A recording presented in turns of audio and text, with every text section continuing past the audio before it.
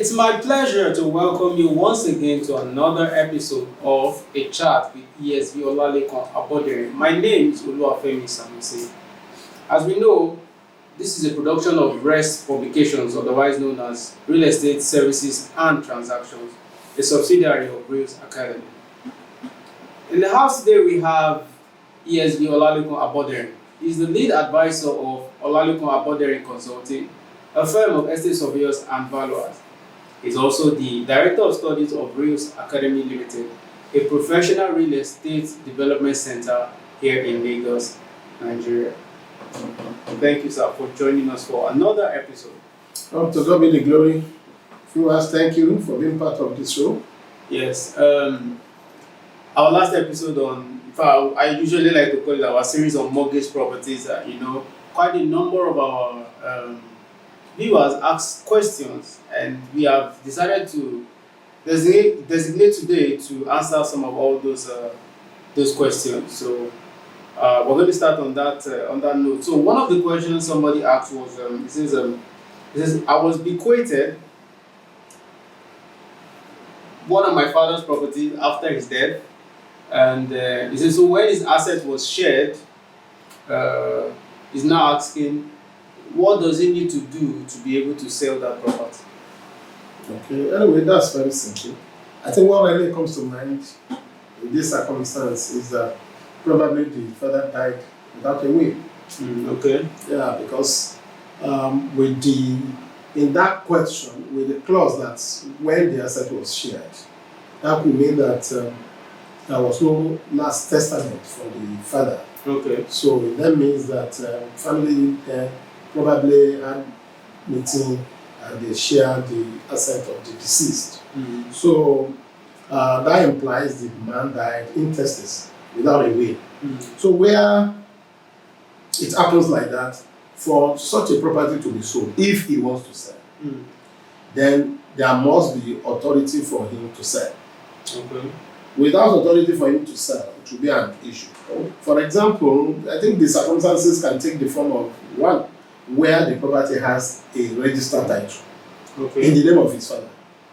Where there is a registered title in the name of the father, nobody can exercise right if there is no will. Even after sharing, such beneficiary cannot exercise the right over that property in terms of to alienate or to sell, except that he has to submit that property to probate administration, and there must be what we call letter of administration. Now, this letter of administration will have to be obtained. When it is obtained, it will be a submission with the family. They will nominate minimum of 2 people to be administrators, and the probate court will administer that, and at the end of the day, they will authorize those to be able to exercise the rights in terms of the property, to sell, to do anything. It is only those administrators that can actually do effective transfer of rights and land in respect of the property that the deceased left with a registered title. Okay. Let me warn here that family resolution does not replace that letter of administration. Family resolution does not at all. So now, but assuming that the property does not have registered title, and the man died, and he happened to be the beneficiary of one of the properties that he wants to sell, he can sell even without letter of administration in that case, but the risk is still of the buyer. Okay. Yeah, the risk is still of the buyer, because the best will be to obtain letter of administration so that government will actually be a witness to that, to the authority of the administrator to exercise that rights, to exercise the rights such that there can be seamless transfer of title. But because it does not have registered title, and the buyer might have to process the registered title in his own name by himself, yes, that might not really leave a serious gap. Because at that time it will not be for the buyer to take necessary precautions while buying to ensure that he can actually obtain a registered title in his name. So such can be sold. The beneficiary of such property can actually sell. But as I said, it has a degree of exposure to the buyer in terms of some element of risk. Okay. Yes. So pretty much for the person who has asked that question, he needs to, at least the letter of administration needs to be Exactly. before he has the authority to Yes. The asset of the deceased should be submitted for administration purpose, probate. Okay. And that letter of administration will be issued by probate court. Okay. And with that letter, they can now exercise right over the asset of the deceased. Okay, I think that's clearly mentioned. Okay, so the next question is, somebody said he bought a property that has a C of O. So he's asking, does he have to do another C of O in his own name? He bought a property, That the has property a has C of O. Yes. Now, for him to have his own title, he's asking if there's need for. Another C of O. I think we have answered this question in the No, past. yes. Yeah, Yes. answered. In one of our episodes, I think under Property titles. types and importance of property titles. Yes. So I will advise viewers to go back to that episode for details, but in a nutshell, there is no need, you will not need to process another CFO. You will not need to process another CFO. It's basically to comply with the provision of statutes by obtaining governor's consent and getting the deed registered. So there won't be any need to process it. But for more details, about it, viewers, my own advice is go back to our episode. There's an episode on this where we dwell extensively on this matter inside one of the topics. I think types and importance of property types. Yeah. So thank you, sir. All right. So the next question we got was on size of plots. So the person is asking that in terms of size of plots, what would be your advice? Advice? Or probably in terms of what size of plot is? Okay. Plots has different sizes. Okay. And it's equally a function of whether we are talking about residential plots, commercial plots, industrial, agricultural. Okay. But I want to assume that the person that asked the question is particular on maybe residential plots. Just me as saying plot size. And even within residential, of course, for agricultural, industrial, we hardly use the word plot actually. You know, they are measured in acreage. That's correct. And so on. So, for residential plots, we have different sizes. The sizes vary, number one, with density. That's correct. Right? Then, equally, even based on density, it's equally now vary from location to location. Because, for example, in terms of density, we have what we call low density, we have medium density, we have high density. Incidentally, the plots that are of common knowledge to people is the plot under high density. And sorry to cut you, sir. When you say density, because I know quite a number of people might not understand what density is. So maybe you could explain. Okay, thank you. Density here is a measure of population, occupation against relative size of plot, of land. Okay. Yes, just say number of population per land area. Okay. Yes, that's density. So you can have population density, you can have building density. Right? For building density, it's a measure of the intensity of building, the extent of size of building that will be allowed relative to a parcel of land. That is density. Now, where multiple units, when we say in high density, for example, we are saying that is a zone that allows multiple units. That you can have high level of intensity of development over a relatively small parcel of land. So that is talking about density there. But when you say low density, it means you require larger space, very big size. The density, the building density is very, very low in that it's not an area that is allowed for intensive development. Now, on that note, the one that is common among us and to a lot of people is actually the high density. This high density commonly in Lagos, for example, and I think most urban centers we have that, but in Lagos that we are sure of, the density, the plot size is 18 by 36, 18 meter by 36 meter. That corresponds to 60 feet by 120 feet. Mm. By the time we multiply that out, it should give us minimum of 648 square meters. Okay. Minimum. Because, why do I say minimum? It's because when we say 18 by 36, 18 meter by 36 meters, it's actually an approximation. The size itself is actually 18.3 by 36.6 meters. So the moment, if it is 18.3 by 36.6 meters, for example, it will be more than 648 square meters. But the minimum is 648 square meters, which is 18 meter by 36 meters, out of approximation. Now, but that is in Lagos and most, so to say, urban centers. In rural states, like my state, for example, like I think Kwara State, some part of Ogun State that I know, and so on and so forth, you realize that that same high density plot that is measured by 18 by 36 here in Lagos measures 15 by 30 in those areas. 15 meter by 30 meters. That is 50 feet by 100 feet. 50 feet in width, that is breadth, length being 100 feet. So that translates to 450 square meters. Both are still under high density plots. But the variation, the difference is location. In Lagos, minimum is 18 by 36. You say that is a standard high density plot. In rural areas, out of rural state, within rural states, you have them commonly being measured as 15 by 30, which is 450 square meters. Now, having said that, again, in Lagos and all other urban centers, you can have variance of plot sizes depending on schemes.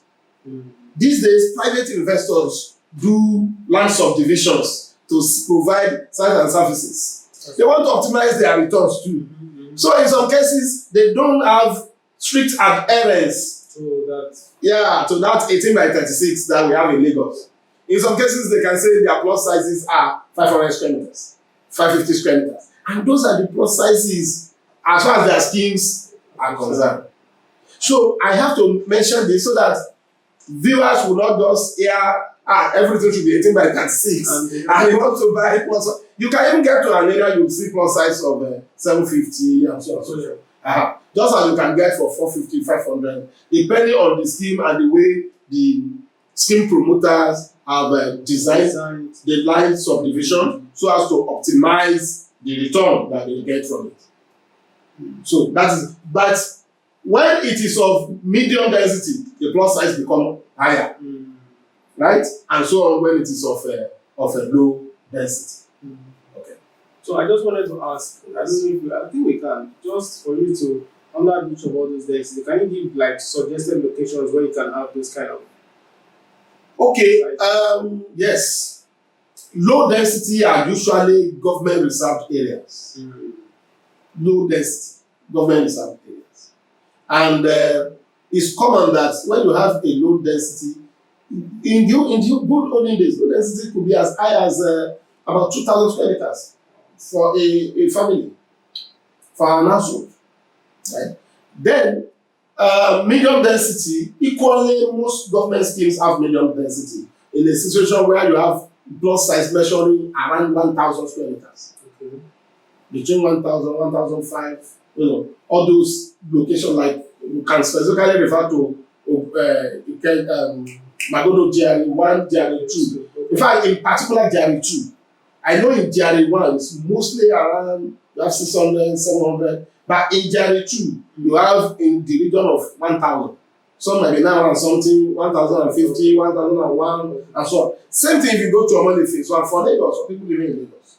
Okay. If you go to Omoni Phase 1, you see a lot of medium density plots revolving around 1,000 square meter, 1,130 square meter, 1,002 square meter, 900 square meters, and so on and so forth. So, but where you have you can have government scheme too that will have high density. They normally say commercial zone. When they say commercial zone, and in that area, it does not mean that they make it to be for development of offices or shopping mall. The moment they say it's commercial area within government scheme, they are saying that's an area where building in density is very high. You have high density building density, and they allow you to do multiple units. Okay. Yes, and maybe at this point, let me mention that for investors, we need to pay attention to this issue of building densities, particularly as it will affect the project feasibility. Because, for example, if an investor is to buy a parcel of land, particularly in all these government schemes, they normally have building density inscribed in the title. The maximum family units that you can have. So, an average investor should always verify that too before rushing into buying property. Let me give you an example. I was to do a joint venture investment in Magodo Phase 2 years back, I think about 6-7 years ago. And as at that time, they've not done any review regarding the land use, the approval order in Magodo Phase 2. So, the first thing I did was to go to physical planning to confirm the approval order, how many units we could do. Whereas the owner wanted 2 units, we were targeting that if we could have 3 units, that means we will have about 5 units built, right? But the findings from physical planning shows that we could only do maximum of 2 family units. If we are not going to do that kind of findings, and we have entered in a joint venture agreement with the landowner, what happens? That means that the project is not feasible naturally. Okay, so this is very important. Plot sizes are equally important, and not only in respect of their sizes alone, but equally their implications on building density. Okay. All right. So the next question is a very interesting question because it has to do with husband and wife, a couple. So the husband bought a property, paid for the property, but the processing and obtaining of the title is in the wife's name. So, what can you say about that, sir? No wonder you are laughing.